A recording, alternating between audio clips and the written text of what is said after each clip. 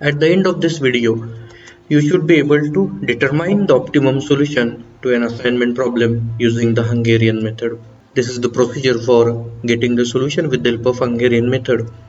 We will not go in details of these steps, rather we will try to solve the one example with the help of this method. The steps are just for your reference. So here is another example. In a workshop, 4 persons are available for working on 4 different jobs, but only one person can work on any one job. The following table shows the cost of assigning each person to each job. The objective is to assign person to a job in such a way that the total assignment cost is minimum. So we have 4 persons P1, P2, P3, P4, and we have 4 jobs J1, J2, J3, J4. Any job can be assigned to any one person, and if I assign job J1 to person P1, it will cost me some 20 unit. The objective is that I should make such an assignment so that the total cost of assignment will be minimum. The first step is to minimize the row, for which we need to identify the minimum cost value in each row. So for this row of P1, the minimum cost is 20. For next row, the minimum cost is 15. For third row, the minimum cost is 17, and for fourth row, minimum cost is 23. Now I will subtract this 20 from all the remaining cells. So this will become 25 minus 20, and this will become 22 minus 20 and 28 minus 20, and we can apply the same procedure for all the rows. So I will guess this revised matrix. This procedure is called as in row minimization. Now here is a question for you. We want to perform the column minimization. So apply the same procedure for the columns also. Pause the video and perform the activity. Let us see how we can perform the column minimization. Now out of all this column, identify the minimum cost for each column. So for this column, the minimum is 0. So for next column, the minimum value is again 0. For the next column, the minimum value is 1, and for the next column, the minimum value is 1. So if I subtract 0 from these two columns, it will not make any difference. But here I will be getting values as 2 minus 1, 8 minus 1, 4 minus 1, and here also 8 minus 1, 2 minus 1, and 7 minus 1, and of course this is 1 minus 1 and 1 minus 1. So this matrix will be reduced to something like this. Now we are ready to make the allocations. So what is meant by allocation is that now I am going to assign a job to a person, and I will assign in such a row where the value of cost is 0. So scan the rows from the first row and identify such a row which is having only 1 0. So this first row is having only 1 0. So I can make my first assignment for this 0. Now if there have been any 0 in this row or in this column, we cannot make the assignment to that cell, so we will mark it with cross. Now from remaining rows, identify the row which is having only 1 0. So this is the row having only 1 0, and I can make a second allocation over here, second assignment over here, and I need to mark all the zeros to the corresponding row and column. So this 0 I need to mark as crossed.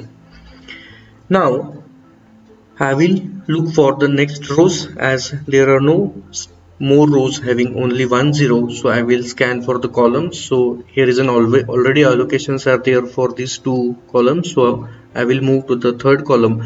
Now in this column I have only 1 0 and I will make allocation over here. Now once I make allocation over here, I need to cross this 0 out. Now there are no more zeros to be allocated, but I need to have number of allocations equal to number of rows or number of columns. So I have 4 number of rows or 4 number of columns, so my allocation should be equal to number of rows or number of columns. As they are not equal to number of rows or number of columns, this solution will not make a proper allocation. So I need to move further and modify this matrix. Now what I will do, I will look for the row which do not have any allocation. So this row is having allocation, this row have a allocation, this row have a allocation. Only this row is remaining where there is no allocation. Now I will look for this row and I will identify where is 0 and I will mark that column with this right sign. Now again I will look in this column and I will look for any allocated 0 and I will mark it with right. So if you have any confusion with this procedure, you can refer the description which was available in the earlier section of this video. Now we have these two right marks and here is one right mark. The next procedure is that we will cross all the rows which do not have any right mark, and I will make one more. I will cross that column which have a right mark. So understand this procedure one more time. I will cross out that complete row which do not have this right mark. So these are the two lines which do not have this right mark, and I will cross out the column which have a right mark.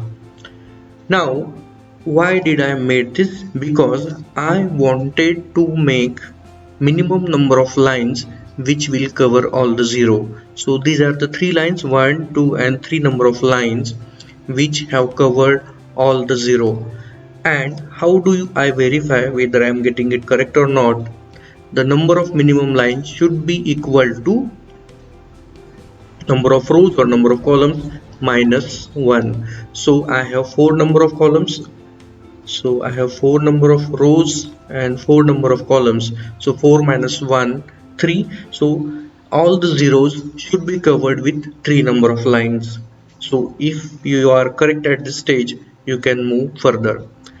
Now the next thing that I need to do is to find out what is the minimum cost out of these cells which are not covered with the line, right? So examine those elements that are not covered by line. So these are the elements that are not covered by the line. Choose the smallest of these elements.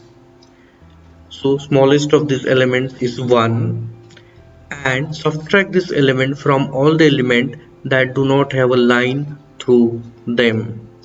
So what I will do, I will subtract this element from all the elements which do not have line through them. So 5 minus 1, 1 minus 1, 7 minus 1, 3 minus 1, 7 minus 1 and 1 minus 1.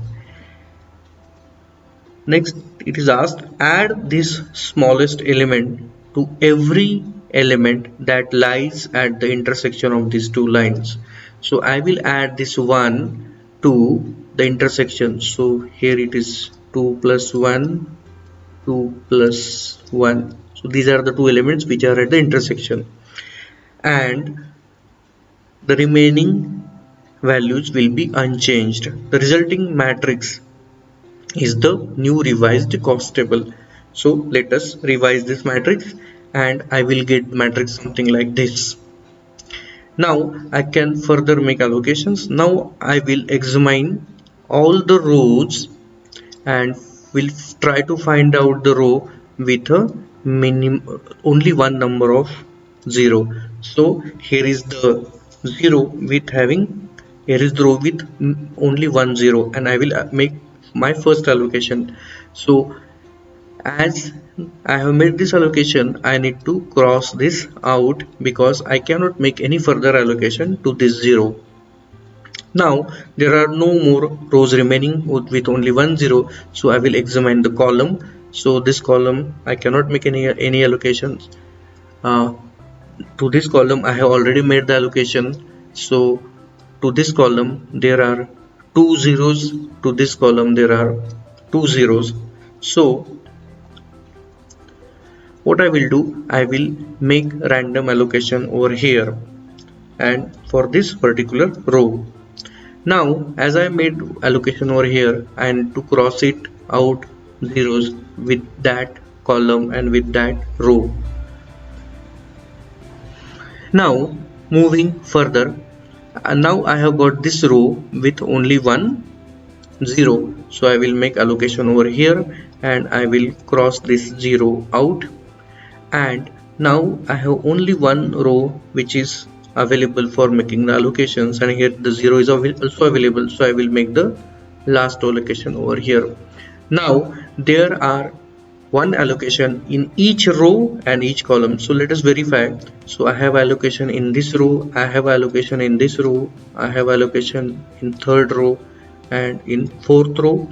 Similarly I have allocation in first column, second column, third column and fourth column.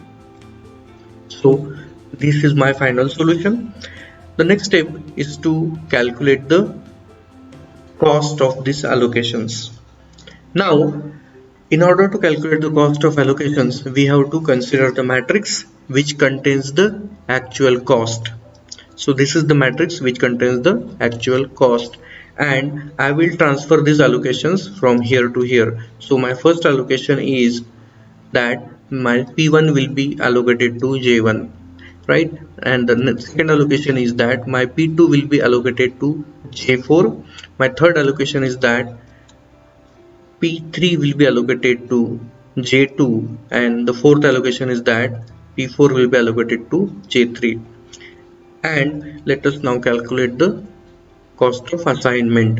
So the cost of assignment will be 20. So this is 20 plus 17 plus 17 plus 24 equal to 78, and we can say that this is the minimum cost of an allocation or assignment. Thank you.